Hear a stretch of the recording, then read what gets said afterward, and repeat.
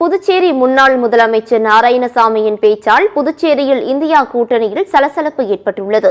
புதுச்சேரி காங்கிரஸ் செயல் வீரர்கள் கூட்டம் லாஸ்பேட்டையில் நடைபெற்றது. இந்த கூட்டத்தில் பேசிய புதுச்சேரி முன்னாள் முதலமைச்சர் நாராயணசாமி, புயலால் பாதிக்கப்பட்ட புதுச்சேரி மக்களுக்கு மத்திய அரசு ₹1 கூட வழங்கவில்லை என்று குற்றம் சாட்டினார்.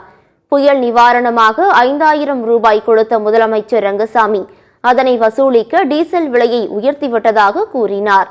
தேர்தலில் தனித்து போட்டியிட விரும்பும் கூட்டணி கட்சிகள் முடிந்தால் தனித்து போட்டியிடுங்கள் என்று நாராயணசாமி சவால் விடுத்தார்.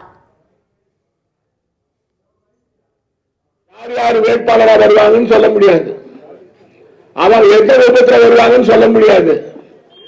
நாம் மக்களை நம்பி இருக்க வேண்டும். நாம் கட்சி தொண்டர்கள் குறிப்பா தீவிரமா செயல்படணும். கருத்து வேறுபாடுலாம் எடுத்து அப்பால வச்சிடணும். நம்ம கிட்ட கொஞ்சம் பேர் இருக்கிறாங்க, இங்க தொடர்பு அங்க தொடர்பு அங்க தொடர்பு. காங்கிரஸ் கட்சியில இருந்துக்கிட்ட அவங்க கொஞ்சம் நூல் விட்டு பார்ப்பாங்க, அங்கெல்லாம் அதெல்லாம் விட்டுணும். இன்னையில இருந்து ஒரு கட்சியில இருந்தா அதை உறுதியா இருங்க, இல்லைன்னா நீங்க கட்சிக்கே வேணாம், நீங்க போய் சேர்ந்துருங்க.